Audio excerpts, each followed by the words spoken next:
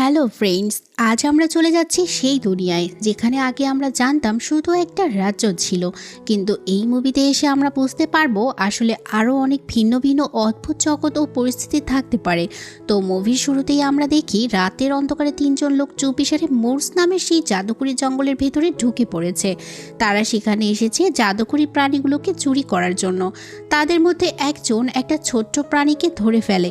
এরপর তারা সামনে এগোতে গিয়ে একটা বিশাল ফুলে ভরা মাঠ দেখতে পায়, কিন্তু মোর্স সবসময় নিজের সুরক্ষা নিজেই করেছে। তাই তো হঠাৎ করেই সে জঙ্গলের গাছের শিকড় দুজন মানুষকে ধরে ফেলে, আর তৃতীয় ব্যক্তি কোনো মতে সেখান থেকে পালিয়ে যায়। পরে সে একটা বাজারে গিয়ে পৌঁছায়, যেখানে সে একটা ছোট্ট প্রাণীকে লিপস্টিকের মতো কিছু একটা দিয়ে দেয়, আর এর বিনিময়ে সে 2টা সোনার মুদ্রা পায়। ঠিক তখনই একটা ছোট্ট প্রাণী তার ব্যাগের ভেতরে কী আছে সেটা লক্ষ্য করে, আর সেটা দেখে তার লোভ হয়। এভাবেই এই দৃশ্যটি শেষ হয়ে যায়। এরপর পরদিন সকালে আমরা দেখি মোর্স নামের জাদুকরি জঙ্গল এখন আগের চেয়েও অনেক সুন্দর ও প্রাণবন্ত হয়ে উঠেছে। সেখানে রাজকন্যা অরোরাও থাকে, যে পুরো জঙ্গলের যত্ন নেয়। এদিকে অরোরা একটা নতুন সমস্যার কথা জানতে পারে, তাহলে ধীরে ধীরে জঙ্গলের কিছু কিছু পরী হারিয়ে যাচ্ছে। সে বুঝতে পারছে না কেন এমন হচ্ছে। ঠিক তখনই সেখানে 3টি ছোট্ট পরী এসে হাজির হয়, আর তাদের সঙ্গে একটা ছোট প্রাণীও ছিল। তারা সবাই মিলে অরোরার সাথে মজা করতে থাকে। এমন সময় প্রিন্স ফিলিপ সেখানে আসে। সে অরোরাকে বিয়ের প্রস্তাব দেয়, আর অরোরা সেই প্রস্তাবে হ্যাঁ বলে দেয়। এই পুরো ঘটনাটা দূর থেকে ম্যালিফিসেন্ট দেখে ফেলেছিল। এরপর সে সরাসরি নিজের জায়গায় ফিরে আসে। অন্যদিকে ফিলিপ নিজের রাজ্যে ফিরে এলে সবাই তার কাছে জানতে চায় অরোরা কী উত্তর দিয়েছে। ফিলিপ জানায় যে অরোরা প্রস্তাবটি গ্রহণ করেছে। তার বাবা কিং জন আর মা এই খবর শুনে খুব খুশি হয়। তবে রানী শুরু থেকেই একটু আলাদা স্বভাবের মনে হয়। তার আচরণ দেখে বোঝা যায় সে অস্ত্র আর শক্তির প্রতি বেশ আগ্রহী। তাই সে তার ছেলে ফিলিপকে বলে এখন সময় এসেছে তাদের ভবিষ্যৎ পুত্রবধূকে রাজ পরিবারের সঙ্গে পরিচয় করানোর। অন্যদিকে অরোরা একটু চিন্তায় পড়ে যায়। সে ভাবতে থাকে যদি মেলিফিসেন্ট রাজ পরিবারের সঙ্গে দেখা করতে না যায় তাহলে কি হবে। তাই অরোরা মেলিফিসেন্টের কাছে গিয়ে তাকে জিজ্ঞেস করে সে কেন এই বিয়ের কোনো সিদ্ধান্ত নিচ্ছে না। মেলিফিসেন্ট পাল্টা প্রশ্ন করে বলে, তুমি কি সত্যিই ফিলিপকে ভালোবাসো? অরোরা উত্তর দেয়, হ্যাঁ, আমি তাকে ভালোবাসি। তারপর সে মেলিফিসেন্টকে অনুরোধ করে, তোমাকে আমার সঙ্গে ফিলিপের পরিবারের সাথে দেখা করতে যেতেই হবে। সবাই তোমার সঙ্গে দেখা করতে চায়। অবশেষে অরোরা মেলিফিসেন্টকে রাজি করাতে সক্ষম হয়। মেলিফিসেন্ট তাকে একটা বিশেষ জাদু দেয়, যাতে সে নিজের টানা লুকিয়ে রাখতে পারে, যাতে মানুষ তাকে দেখে ভয় না পায়। অন্যদিকে কিং জন ফিলিপকে তাদের পরিবারের একটি পুরনো মূল্যবান উপহার দেয়। এদিকে রানী নিজের ঘরে গিয়ে একটা গোপন কক্ষে ঢোকে, যেটার কথা কেউ জানে না। এটা আসলে এক ধরনের ল্যাব বা কারখানা, যেখানে লোহা দিয়ে অস্ত্র তৈরি করা হচ্ছে। সেখানে দেখা যায় একটা ছোট্ট প্রাণীকে নিয়ে পরীক্ষা নিরীক্ষা করা হচ্ছে। তারা এমন কিছু তৈরি করছে যা জাদুকরি প্রাণীদের জন্য খুবই বিপজ্জনক হতে পারে। অন্যদিকে অরোরা মেলিফিসেন্টের পরিবারের জন্য একটা সুন্দর উপহার প্রস্তুত করার চেষ্টা করছে, আর সেই কাজে ডায়াভাল তাকে সাহায্য করছে। এরপর অরোরা ও মেলিফিসেন্ট রওনা দেয় ফিলিপের পরিবারের সাথে দেখা করতে, কিন্তু তারা সেখানে পৌঁছানোর আগেই শহরের মানুষজন মেলিফিসেন্টকে দেখে ভয়ে আতঙ্কিত হয়ে পড়ে। ফলে সবাই নিজেদের ঘরের ভেতরে ঢুকে যায়, আর সৈন্যরা নিরাপত্তা আরও বাড়িয়ে দেয়। অবশেষে অরোরা যখন ফিলিপের পরিবারের সাথে দেখা করে তখন সবাই খুব খুশি হয়, কিন্তু মেলিফিসেন্ট সেখানে পৌঁছানোর পরেই পরিবেশটা যেন হঠাৎ বদলে যায়। এমনকি রানী মেলিফিসেন্টকে দেখেই বিরূপ আচরণ করতে শুরু করে। খুব দ্রুতই তাদের মধ্যে তর্ক শুরু হয়ে যায়। রানী বলতে থাকে অনেক বছর আগে এক ডাইনি অরোরার উপর অভিশাপ দিয়েছিল। এই কথাটা শুনে মেলিফিসেন্টের একেবারেই ভালো লাগে না। মেলিফিসেন্ট তখন বলে আমাদের জঙ্গলের অনেক প্রাণী আর পরী হারিয়ে যাচ্ছে। এর জবাবে রানী বলে তুমি কি আমাদের উপর এই দোষ চাপাতে চাও? এভাবে তাদের মধ্যে তর্ক আরও বাড়তে থাকে। ফিলিপ মাঝখানে পড়ে তাদের থামানোর চেষ্টা করে সবাইকে শান্ত হতে বলে, কিন্তু রানীর কথা মেলিফিসেন্টকে এতটাই উত্তেজিত করে যে সে নিজের শক্তি নিয়ন্ত্রণ করতে পারে না। তার শক্তি ছড়িয়ে পড়তে সবাই ভয় পেয়ে যায়। এক পর্যায়ে কিং জন হঠাৎ করে মাটিতে লুটিয়ে পড়ে। তখন রানী সঙ্গে সঙ্গে অভিযোগ করে বসে মেলিফিসেন্টই তাকে অভিশাপ দিয়েছে। অরোরা সঙ্গে সঙ্গে বলে না প্লিজ, ও কিছুই করেনি। মেলিফিসেন্টও বোঝানোর চেষ্টা করে যে সে কিছুই করেনি, কিন্তু পরিস্থিতি দ্রুত খারাপ হয়ে যায় আর তখন সে অরোরাকে সঙ্গে নিয়ে সেখান থেকে চলে যেতে চায়। মেলিফিসেন্ট বারবার অরোরাকে বোঝানোর চেষ্টা করে, কিন্তু অরোরা তার কথা শোনে না। এই কারণে মেলিফিসেন্ট রাগ করে সেখান থেকে বের হয়ে যায়, কিন্তু তার জন্য আগে থেকে একটা ফাঁদ পাতা ছিল। মেলিফিসেন্ট যখন সেখান থেকে বের হচ্ছিল তখন রানীর বিশ্বস্ত সৈন্যরা লোহার বল দিয়ে তার উপর আক্রমণ করে। আঘাতে মেলিফিসেন্ট দুর্বল হয়ে পানিতে পড়ে যায়। এরপর রানী অরোরাকে বোঝানোর চেষ্টা করে তোমার মা ভালো না, তুমি এতদিন পরীদের সঙ্গে বড় হয়েছো, কিন্তু এখন তোমার একটা আসল পরিবারের প্রয়োজন। এটা শুনে অরোরা বলে না, আমাকে আমার মায়ের কাছেই যেতে হবে। আমি জানি তিনি রাজাকে কোনো অভিশাপ দেননি। ফিলিপ তখন বলে আমি তোমার সঙ্গে যাব, কিন্তু রানী ফিলিপকে থামিয়ে দেয় আর অরোরা একাই সেখান থেকে বের হয়ে যায়। এদিকে দেখানো হয় মেলিফিসেন্টের অবস্থা খুব খারাপ। ঠিক তখনই আরেকজন ডার্ক ফে তাকে উদ্ধার করে নিজের সঙ্গে নিয়ে যায়। সে বুঝতে চেষ্টা করছিল মেলিফিসেন্ট বেঁচে আছে কিনা। পরে সে বুঝতে পারে মেলিফিসেন্ট এখনও জীবিত। সঙ্গে সঙ্গে সে এই খবর অন্যদেরও জানায়। এরপর মেলিফিসেন্ট যখন জ্ঞান ফিরে পায় তখন সে নিজেকে এক অচেনা জায়গায় দেখতে পায়, যেটা মুরস থেকে সম্পূর্ণ আলাদা ছিল। সে ভাবতে থাকে কে তাকে এখানে নিয়ে এলো। সে চারপাশের শব্দ অনুসরণ করতে করতে এগিয়ে যায়। সেখানে গিয়ে দেখে তার মতোই অনেক ডার্ক ফে এখানে বাস করছে। তাদের মধ্যে একজন নেতা ছিল যার নাম কর্নাল।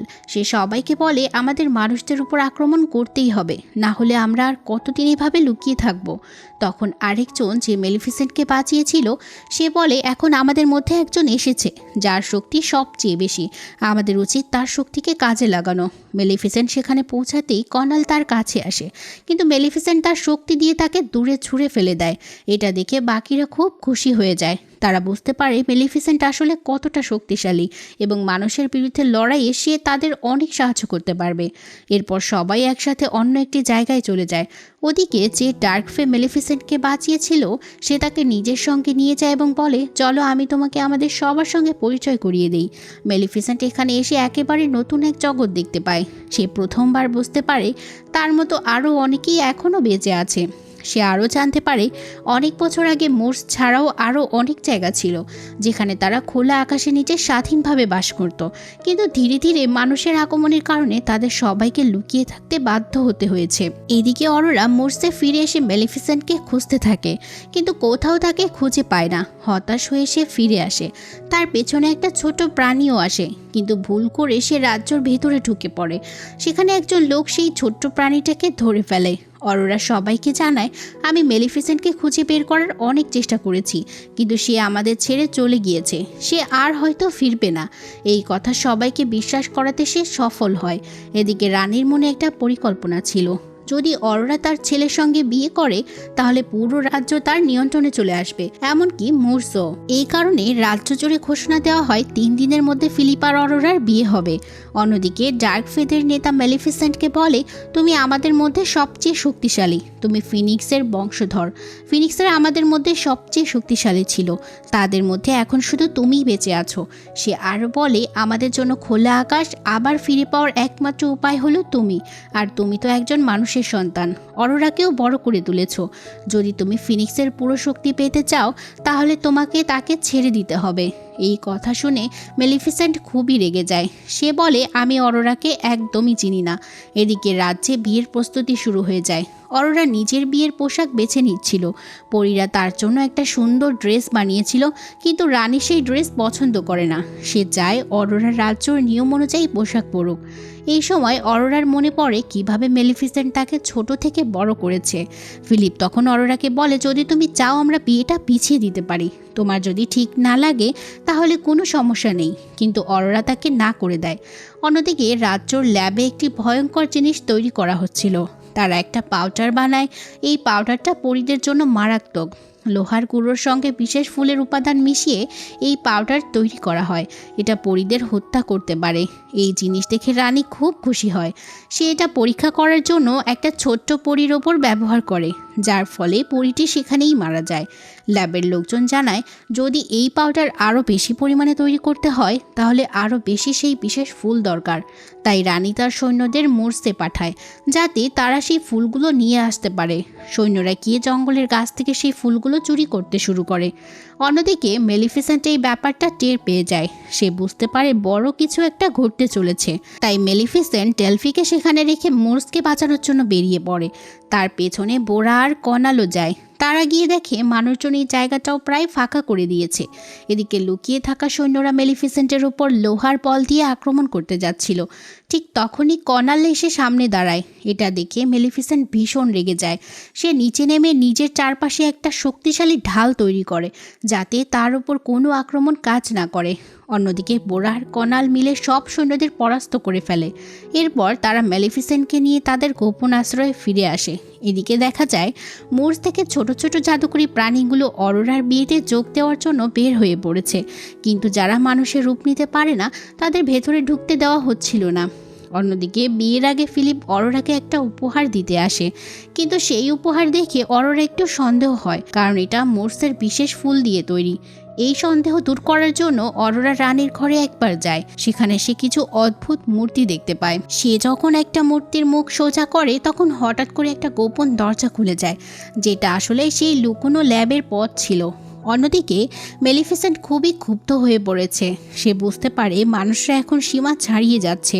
এদিকে ডায়াভাল কোনো মতে প্রাসাদের ভেতরে ঢোকার চেষ্টা করছে, আর মোর্সের ছোট ছোট প্রাণীরাও প্রাসাদের কাছে পৌঁছে গিয়েছে। ল্যাবের ভেতরে তখন সেই মারাত্মক পাউডার তৈরির কাজ চলছিল। ঠিক তখনই অরোরা সেখানে পৌঁছে যায়। সে চারপাশে খুঁজতে খুঁজতে একটা জিনিস নিজের দিকে টেনে নেয়। তখনই সে বুঝতে পারে রাজা জনকে মেলিফিসেন্ট অভিশাপ দেয়নি, বরং রানী নিজেই তাকে বিষ প্রয়োগ করেছিল। অরোরা তখন ল্যাবের লোকটিকে বলে, তুমি তাকে কেন বন্দি করে রেখেছ? তাকে ছেড়ে দাও। এখানে এসে জানতে পারে সেই ব্যক্তি আসলে মোর্সের প্রাণীদের ধরে এনে তাদের উপর পরীক্ষা চালাচ্ছে। ঠিক তখনই রানী সেখানে এসে পড়ে। লোকটা পালিয়ে যায় আর অরোরা বলে, আমি সব কিছু জেনে ফেলেছি, এখন আমি সব সত্য সবাইকে বলে দেব। তখন রানী নিজের অতীতের কথা বলতে শুরু করে। সে বলে, অনেক বছর আগে আমাদের রাজ্যে মানুষরা না খেয়েছিল আর মোর্সের প্রাণীরা খুব আনন্দের ছিল। আমার বাবা তাদের আক্রমণ করতে চেয়েছিলেন, কিন্তু শেষ পর্যন্ত আমাদের রাজ্যই ধ্বংস হয়ে যায় আর আমাকে সেখান থেকে বের করে দেওয়া হয়। সে আরও বলে, তারপর আমি জনকে বিয়ে করি, কিন্তু সেও শান্তিপূর্ণ জীবন চাইতো, আর আমি সেটা চাই না। আমি চাই প্রতিশোধ। এটুকু বলেই রানী অরোরাকে বন্দি করে ফেলে। অন্যদিকে ফিলিপ তার বাবার পাশে বসে ভাবতে থাকে, ইস, যদি তার বাবা তার বিয়েতে উপস্থিত থাকতে পারতেন, কারণ সে তো অসুস্থ হয়ে পড়েছে। অন্যদিকে সবাই বিয়ের প্রস্তুতি নিতে শুরু করেছে, কিন্তু রানী গোপনে পরিকল্পনা করে রেখেছে যদি ডার্ক ফেরা আসে তাহলে তাদের ধ্বংস করে দেওয়া হবে। তাই চার্চের দরজাগুলো বন্ধ করে দেওয়া হয়, আর সৈন্যরা সেই বিষাক্ত পাউডার ছড়িয়ে দিতে থাকে, যা পরীদের জন্য খুব প্রাণঘাতী। অরোরা নিজের ঘর থেকে বের হওয়ার জন্য একটা কৌশল বের করে। সে এমনভাবে ব্যবস্থা করে যেন সবাই ভাবে সে ভেতরেই আছে, কিন্তু দরজা খোলার সাথে সাথেই সে পালিয়ে যায়। সে দূর থেকে দেখে ডার্ক ফেরা এসে পৌঁছাচ্ছে, আর রানী তাদের উপর আক্রমণের জন্য প্রস্তুত। ডার্ক ফেরা কাছে আসতেই তাদের উপর আক্রমণ শুরু হয়ে যায়। একে একে অনেকেই মারা যেতে থাকে। এটা দেখে কনাল সবাইকে ফিরে যেতে বলে। এদিকে অরোরা ফিলিপের কাছে পৌঁছে সব সত্য জানায় যে কিং জনের উপর অভিশাপ মেলিফিসেন্ট দেয়নি, বরং রানী তাকে বিষ দিয়েছে। এদিকে মেলিফিসেন্ট কর্নেলের কাছে ছিল না, সে নিজের শক্তি ফিরে পেয়ে আরও শক্তিশালী হয়ে উঠেছিল। অন্যদিকে ডার্ক ফেরা প্রাসাদের দিকে উড়ে যায়, কিন্তু তারা সফল হতে পারে না, কারণ সেই ম্যাজিক্যাল পাউডার তাদের একের পর এক মেরে ফেলছিল। অরোরা ভেতরে আটকে পড়ে। সে দরজা খোলার চেষ্টা করে, কিন্তু ব্যর্থ হয়। এদিকে রানী একের পর এক আক্রমণ চালাতে থাকে। ফিলিপ এসে তার মাকে থামানোর চেষ্টা করে বলে, দয়া করে এটা বন্ধ করুন, কিন্তু রানী তার কথা শোনে না। সে ফিলিপকেও বন্দি করার নির্দেশ দেয়। এই সময় ডায়াভালও সেখানে পৌঁছে যায়, আর তাদের মধ্যে লড়াই শুরু হয়ে যায়। ফিলিপ সৈন্যদের বলে, আমাদের রাজ্যকে বাঁচাও। রানী সবাইকে মেরে ফেলতে চায়। এদিকে 3 পরীর মধ্যে একজন বুঝতে পারে যদি কিছু না করা হয় তাহলে সব প্রাণী মারা যাবে। তাই সে সেই জায়গায় যায় যেখান থেকে বিষাক্ত পাউডার ছড়ানো হচ্ছিল। সে গিয়ে মেশিন বন্ধ করার চেষ্টা করে, কিন্তু বাটন চাপতেই সে নিজেই মারা যায়। এরপর হঠাৎ করে চারপাশে থাকা গাছপালা দ্রুত বেড়ে উঠতে শুরু করে। পরিস্থিতি আরও ভয়াবহ হয়ে ওঠে। এর ফলে সেই বিষাক্ত পাউডার আর ছড়িয়ে পড়তে পারে না। ডায়াভালো সেখানে পৌঁছে যায়, কিন্তু সে তখনও কিছুই বুঝতে পারছিল না। ঠিক তখনই হঠাৎ করে আকাশ কালো হয়ে যায়, আর মেলিফিসেন্ট বিশাল এক আগুনের পাখি অর্থাৎ ফিনিক্স রূপে ফিরে আসে। সে নিজের জাদু দিয়ে এক মুহূর্তেই অনেক সৈন্যকে ছিটকে ফেলে দেয়। অন্যদিকে ফিলিপের মনও বদলে যায়, সে গিয়ে অরোরাকে মুক্ত করে ফেলে। এদিকে বোরা দেখে জেনারেলের সাথে ফিলিপের লড়াই চলছে, তাই সে সেখানে যায়। কিন্তু ফিলিপ বোরাকে থামিয়ে বলে, আমরা নিজেদের মধ্যে লড়াই করতে চাই না। আমি এই রাজ্যর রাজা, আর আমি চাই না তোমাদের উপর আক্রমণ হোক। এই সব কিছুই রানী করছে। এই কথা মেলিফিসেন্টও শুনে ফেলে। তখন মনে হয় সে আর রানীকে ছাড়বে না। ঠিক তখনই অরোরা মেলিফিসেন্টের কাছে পৌঁছে তাকে থামানোর চেষ্টা করে। সে বলে, আপনি এমন নন, আপনি আমাকে বড় করেছেন, আপনি খারাপ হতে পারেন না। মেলিফিসেন্ট অরোরাকে সরতে বলে, এটা আমাদের ব্যাপার, তুমি দূরে সরে যাও। এই সময় রানী সেই মারাত্মক পাউডার নিয়ে একসাথে মেলিফিসেন্ট আর অরোরাকে মারার জন্য আক্রমণ করে, কিন্তু মেলিফিসেন্ট অরোরাকে বাঁচিয়ে দেয় আর নিজেই সেই আঘাত নিয়ে নেয়। ফলে সেই বিষাক্ত পাউডারের কারণে মেলিফিসেন্ট সেখানেই মারা যায়। অরোরার চোখের পানি মেলিফিসেন্টের ছায়ার উপর পড়ে। রানী তখন বলে, এখন তোমাকে আর কেউ বাঁচাতে পারবে না, আমি মেলিফিসেন্টকে শেষ করে দিয়েছি। কিন্তু হঠাৎ করেই মেলিফিসেন্টের ছাই থেকে নতুন করে জীবন ফিরে আসে। সে আবার ফিনিক্স রূপে ফিরে আসে, এবার আগের চেয়েও শক্তিশালী হয়ে। সে রানীকে ধরে উঁচু থেকে নিচে ফেলে দেয়, কিন্তু রানী বেঁচে যায়। শেষ পর্যন্ত বোরা আর অন্যরা মিলে রানীকে আটক করে ফেলে। অন্যদিকে রাজা জনকেও বাঁচানো হয়। এখন সবাই বুঝতে পারে এই লড়াই এখানেই শেষ করা উচিত, কারণ কেউ আর যুদ্ধ চায় না। ফিলিপ তখন বলে, আমি এই রাজ্যর রাজা হিসেবে ঘোষণা করছি, এখন থেকে আমরা সবাই শান্তিতে থাকব। এরপর রানীকে জিজ্ঞেস করা হয়, তুমি কি তোমার ছেলের সুখ চাও? তুমি কি অরোরাকে মেনে নেবে? শেষ পর্যন্ত অরোরা আর ফিলিপের বিয়ের প্রস্তুতি শুরু হয়। সব জাদুকরী প্রাণী মিলে আনন্দ করতে থাকে। মেলিফিসেন্টও আবার স্বাভাবিক রূপে ফিরে আসে। মেলিফিসেন্ট নিজের জাদু দিয়ে অরোরাকে সুন্দর বিয়ের পোশাক পরিয়ে দেয়। এরপর ফিলিপ আর অরোরার বিয়ে সম্পন্ন হয়। সবাই মিলে আনন্দে উদযাপন করতে থাকে। এরপর মেলিফিসেন্ট সেই জিনিসটা ভেঙে দেয় যার কারণে রাজা জন ঘুমিয়েছিল। ফলে রাজা জন আবার জেগে ওঠে এবং বিয়েতে যোগ দেয়। শেষে মেলিফিসেন্ট অরোরা আর ফিলিপকে প্রতিশ্রুতি দেয় যে সে আবার তাদের সাথে দেখা করতে আসবে। ডার্ক ফেরাও আবার মুক্ত আকাশে উড়তে শুরু করে, আর মেলিফিসেন্ট ছোট ছোট ডার্ক ফেদের উড়তে শেখায়। এইভাবেই এই সুন্দর মুভিটি শেষ হয়ে যায়। শেষে মেলিফিসেন্ট বলে, আমি আবার তোমাদের সাথে দেখা করতে আসব। এটা থেকে বোঝা যায় ভবিষ্যতে হয়তো এর আরেকটি পার্ট আসতে পারে, তবে এখনও পর্যন্ত এর কোনো অফিসিয়াল ঘোষণা আসেনি। যখনই নতুন কোনো আপডেট আসবে আমি অবশ্যই আপনাদের জানাবো। তো আজকের মতো এখানেই শেষ, আবার দেখা হবে নতুন কোনো মুভির সাথে।